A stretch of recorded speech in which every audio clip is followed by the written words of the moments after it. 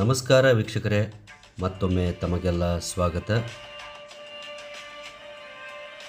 ಇವತ್ತು ನಾನು ನಿಮಗೆ ಪರಿಚಯ ಮಾಡ್ತಾ ಇರೋದು ಉತ್ತರ ಪ್ರದೇಶದ ಪ್ರಯಾಗ್ರಾಜ್ನ ತ್ರಿವೇಣಿ ಸಂಗಮದ ದಡದಲ್ಲಿ ಕೃತಕವಾಗಿ ನಿರ್ಮಿಸಿದ ಶಿವಾಲಯ ಉದ್ಯಾನವನ.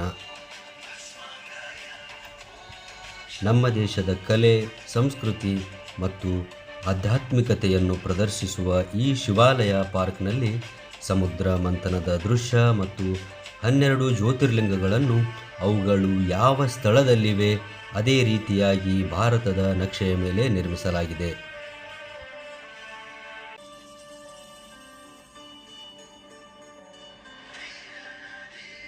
ಸುಮಾರು 12 ಎಕರೆ ಜಾಗದಲ್ಲಿ ನಿರ್ಮಿಸಲಾದ ಈ ಉದ್ಯಾನವನವನ್ನು ಸಂಪೂರ್ಣವಾಗಿ ಕಸ ವಸ್ತುಗಳನ್ನು ಮರುಬಳಕೆ ಮಾಡುವ ಮೂಲಕ ನಿರ್ಮಿಸಲಾಗಿದೆ.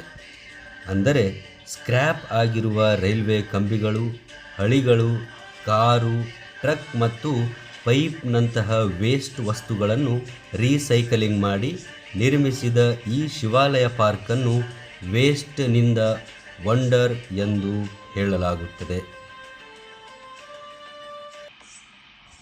ಸುಮಾರು 14 ಕೋಟಿ ವೆಚ್ಚದಿಂದ 400 ಟನ್ ಸ್ಕ್ರ್ಯಾಪ್ ವಸ್ತುಗಳನ್ನು ಬಳಸಿ 22 ಜನ ಕಲಾವಿದರು ಮತ್ತು 500 ಕಾರ್ಮಿಕರು ಸೇರಿ 3 ತಿಂಗಳಲ್ಲಿ ನಿರ್ಮಿಸಲಾದ ಈ ಉದ್ಯಾನವನದಲ್ಲಿ ಬರುವ ಪ್ರತಿಯೊಬ್ಬ ಪ್ರಯಾಣಿಕರು ತ್ರಿವೇಣಿ ಸಂಗಮದ ಸ್ನಾನದ ನಂತರ 12 ಜ್ಯೋತಿರ್ಲಿಂಗಗಳ ದರ್ಶನವನ್ನು ಒಂದೇ ಸ್ಥಳದಲ್ಲಿ ಪಡೆಯಬಹುದಾಗಿದೆ.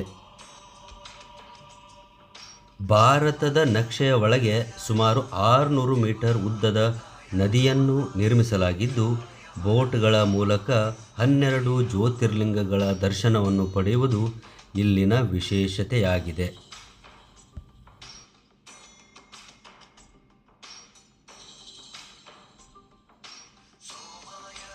ಅತಿ ಬೃಹತ್ ರೂಪದಲ್ಲಿ ನಿರ್ಮಿಸಲಾದ ಶ್ರೀ ಬ್ರಹ್ಮದೇವನ ವಿಗ್ರಹವು ಈ ಶಿವಾಲಯದ ಮುಖ್ಯಸ್ಥ ಎಂದು ಪ್ರತಿನಿಧಿಸುತ್ತದೆ.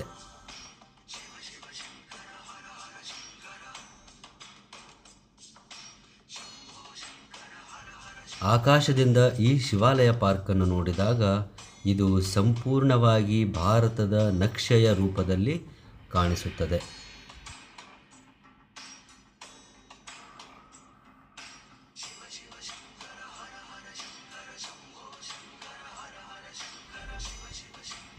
ವೀಕ್ಷಕರೇ, ಇದು ಆಗಿತ್ತು ಇಂದಿನ ಒಂದು ವಿಶೇಷ ಸ್ಥಳದ ಪರಿಚಯ.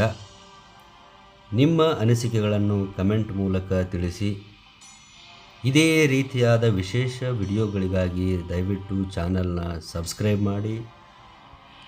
ಮುಂದಿನ ವಿಡಿಯೋದಲ್ಲಿ ಇನ್ನೊಂದು ವಿಶೇಷವಾದ ಮಾಹಿತಿಯೊಂದಿಗೆ ಮತ್ತೆ ಸಿಗೋಣ. ಧನ್ಯವಾದಗಳು.